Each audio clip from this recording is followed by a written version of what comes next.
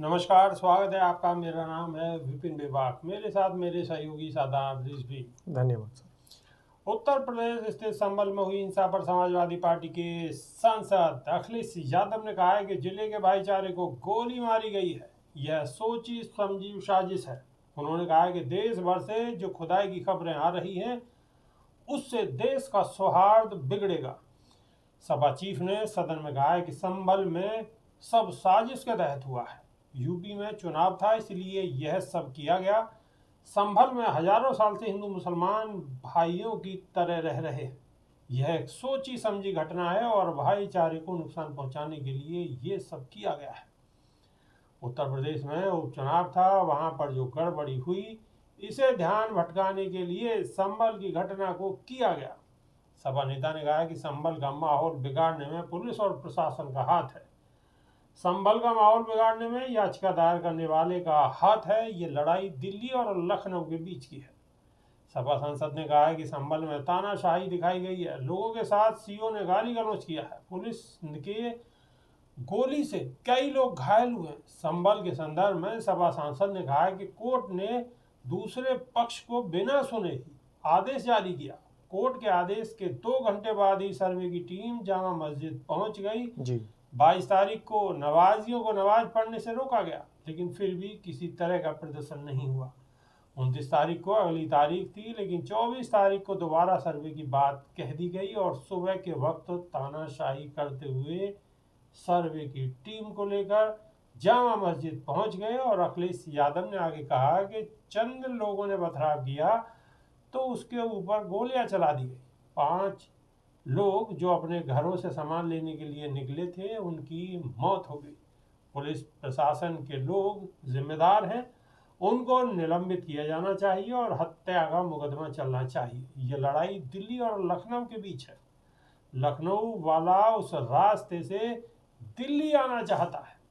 अभी के लिए ये बहुत बड़ी खबर है।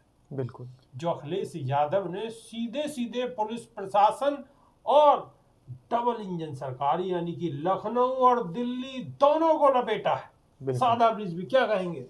देखिए, बिल्कुल सही कहा है अखिलेश यादव ने। और अखिलेश यादव ने यहाँ पर बुद्धिजीवी होने का बहुत बड़ा परिचय दिया है।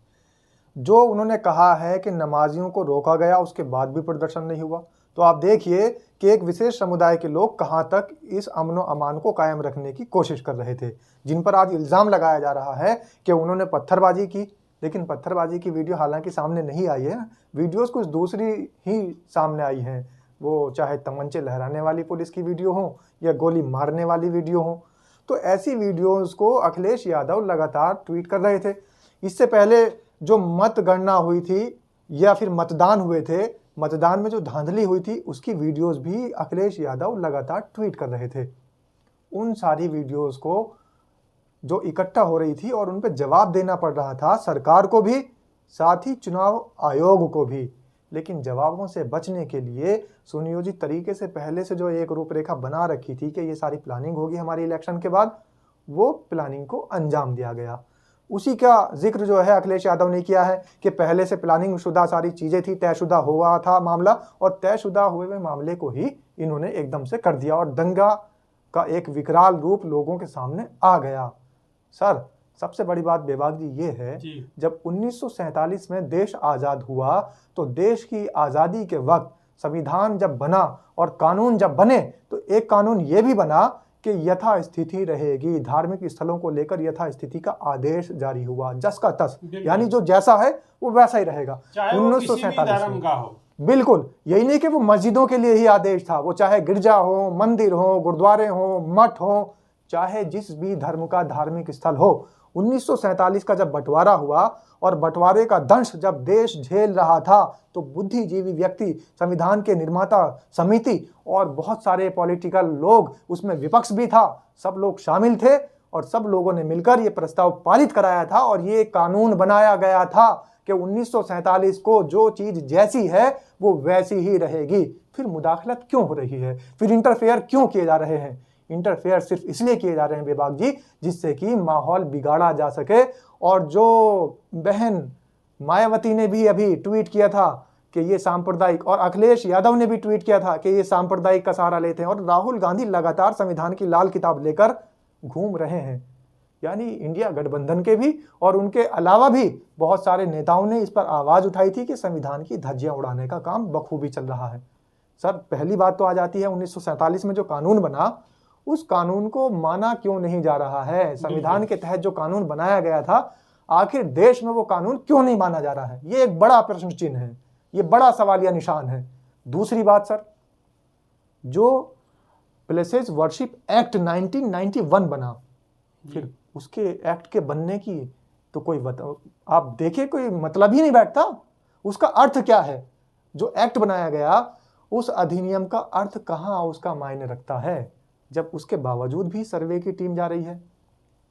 क्योंकि आदेश तो ये थे, अधिनियम तो ये बना था, प्लेसेस वर्शिप एक्ट 1991, कि जो भी धार्मिक स्थल जैसा है वो वैसा ही रहेगा, उसमें आप एक कदम भी नहीं रख सकते। सरकारी कोई भी एजेंसी क्यों ना हो, वहां जाकर दखल अंदाजी नहीं कर सकती। तो फिर ये एक्ट, ये कानून, ये सारे नियम, ये ताक पर रखकर उसके बाद ये सारे दंगे भड़काए जा रहे हैं।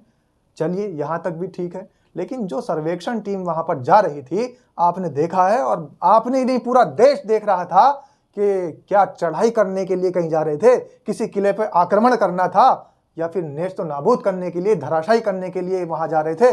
इन सारी भीड़ को देखकर आज फिर उसी 6 दिसंबर 1992 की पुनरावृत्ति हो जाती है, और वही वक्त याद आ जाता है जब इस देश के अंदर कानून की धज्जियां उड़ाकर एक ढांचे को धराशायी किया गया था।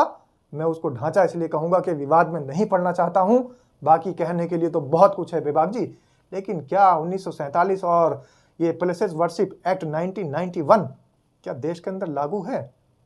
संविधान से क्या देश चल रहा है? क्योंकि जो कानून पहले ही बना दिया गया उसको अनदेखा किया जा रहा है, और यही कहीं ना कहीं इसको ही हम कह सकते हैं कि संविधान के साथ छेड़छाड़ की जा रही है। और सर, अखिलेश यादव अगर इन लोगों की आवाज उठाकर निकले हैं तो उन पर आरोप लग जाता है कि विशेष समुदाय का समर्थन करते हैं।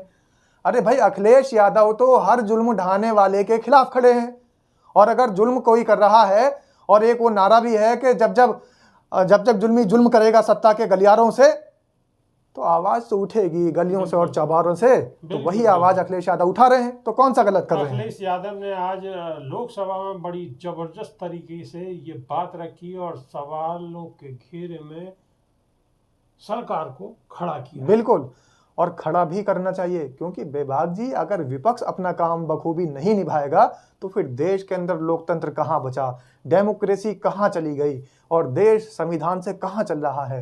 विपक्ष के अंदर कम से कम इतनी शर्म बाकी है, और विपक्ष अपना काम बखूबी निभा रहा है, और जुल्म करने वालों के खिलाफ अपनी आवाज बुलंद कर रहा है। जुल्म करने वालों के खिलाफ अपनी आवाज बुलंद कर रहा है। जी हाँ, आप इन सारी चीज़ों को कैसे लेते हैं, कमेंट के माध्यम से अवश्य बताएं। नई वीडियो में फिर रूबरू होंगे। बहुत बहुत शुक्रिया, धन्यवाद, नमस्कार।